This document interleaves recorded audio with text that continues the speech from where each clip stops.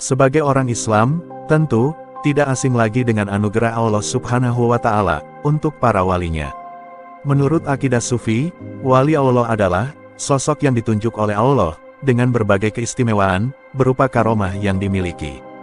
Umat Islam perlu mengenal dan memuliakan mereka, karena mereka adalah intisari ulama soleh terdahulu, pimpinan ulama terkini, dan pemuka para wali.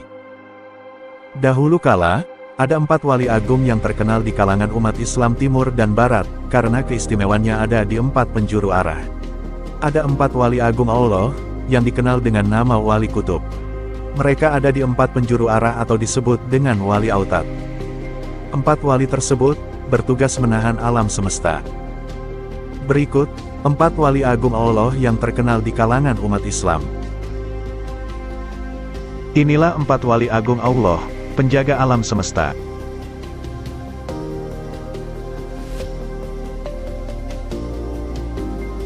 Satu, Syekh Abdul Qadir Al-Jailani.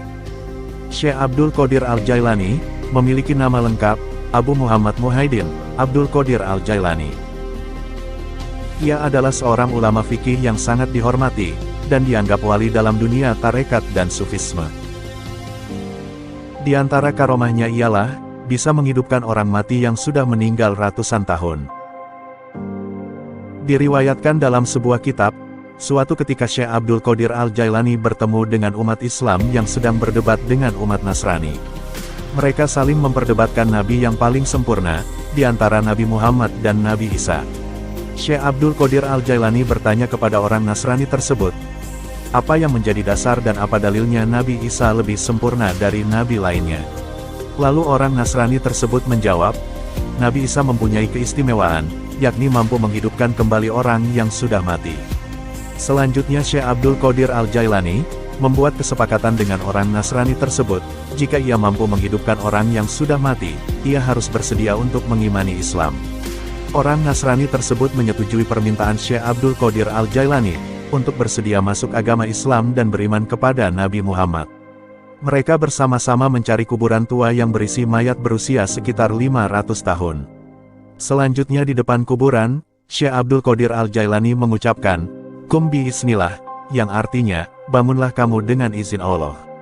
Seketika itu, kuburan terbelah 2, dan mayat keluar dari kuburan sambil bernyanyi. Konon, semasa hidupnya, mayat itu adalah seorang penyanyi. Menyaksikan peristiwa aneh tersebut, orang Nasrani tersebut tercengang, dan memenuhi janjinya masuk agama Islam.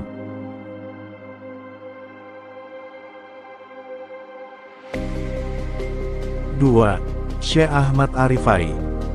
Syekh Ahmad Arifai adalah seorang ulama sufi berkebangsaan Irak abad ke-6 Hijriah 12 Masehi. Ia lahir di desa Hasan, kegubernuran Wasit, Irak, dan meninggal di desa Ubaidah, suatu tempat yang terletak antara Wasit dan Basra.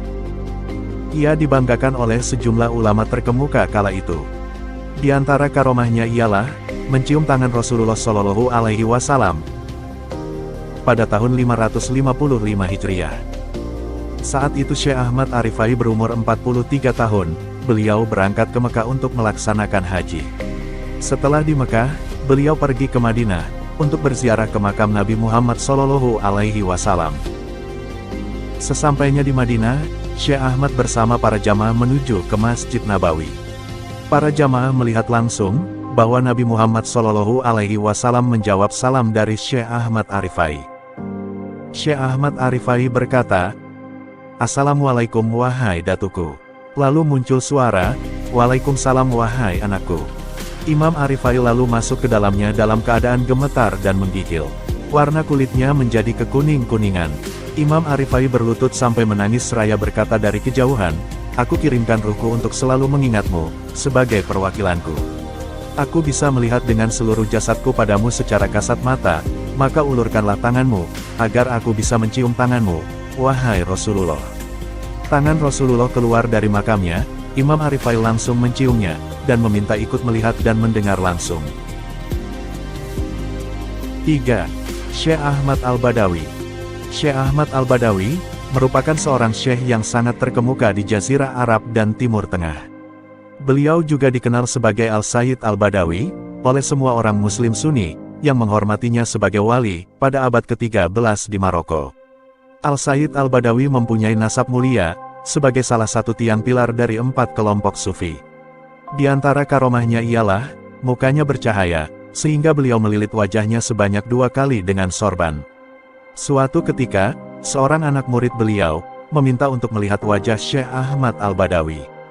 Beliau menolak permintaan muridnya, namun atas desakan yang kuat, ia melihatkan wajahnya ke anak muridnya. Seketika itu anak muridnya meninggal dunia, terkejut melihat Syekh Ahmad Al-Badawi yang bercahaya. Semenjak peristiwa itu, beliau tidak pernah membuka lilitan sorbannya. Anak muridnya meninggal dalam keadaan mati syahid karena meninggal semasa menuntut ilmu. Selain itu, pernah suatu ketika, Syekh Ibnu Laban mengumpat. Seketika itu hafalan Al-Quran menjadi hilang. Ia berusaha beristighosah dan meminta bantuan doa orang-orang terkemuka di zaman itu. Selanjutnya ia menghadap kepada Syekh Yaqut Al-Arsi untuk meminta pertolongan. Keduanya bersama-sama berangkat menuju makam Al-Badawi dan berkata, "Wahai guru, hendaklah Tuan memberi maaf kepada orang ini." Dalam makamnya terdengar jawaban, "Ya sudah, tapi dengan syarat, ia mau bertobat." Akhirnya Ibnu Laban bertobat, dan tidak lama kemudian kembalilah ilmu dan imannya. Syekh Ahmad Al-Badawi sudah meninggal 200 tahun silam, namun tetap bisa memberi petunjuk bagi orang-orang yang berziarah ke makamnya. 4. Syekh Abu Hasan Asy-Syadzili. Syekh Abdul Hasan Asy-Syadzili dilahirkan di Maroko, pada tahun 593 Hijriah. Syekh Abdul Hasan Asy-Syadzili adalah seorang yang dianugerahi karomah yang sangat banyak, tidak ada yang bisa menghitung karomahnya, kecuali Allah. Adapun sebagian dari karomahnya yaitu, ketika umur 6 tahun, beliau telah mengenyangkan orang-orang yang kelaparan, pada penduduk negeri Tunisia, dengan uang yang berasal dari alam gaib. Beliau didatangi Nabi Khidir, untuk menetapkan beliau menjadi seorang wali, yang mempunyai kedudukan tinggi. Beliau bisa mengetahui batin, isi hati manusia, saat berusia 6 tahun. Beliau pernah berbicara dengan malaikat di hadapan murid-muridnya. Beliau menjaga murid-muridnya, meskipun di tempat yang jauh, dan beliau pun mampu memperlihatkan atau menampakkan Ka'bah dari negara Mesir. Beliau tidak pernah putus melihat atau menjumpai Lailatul Qadar, semenjak usia balik hingga wafatnya. Beliau tidak pernah terhalang sekejap mata pandangannya, dari Rasulullah Shallallahu Alaihi Wasallam, selama 40 tahun. Artinya, beliau selalu berjumpa dengan Rasulullah, selama 40 tahun.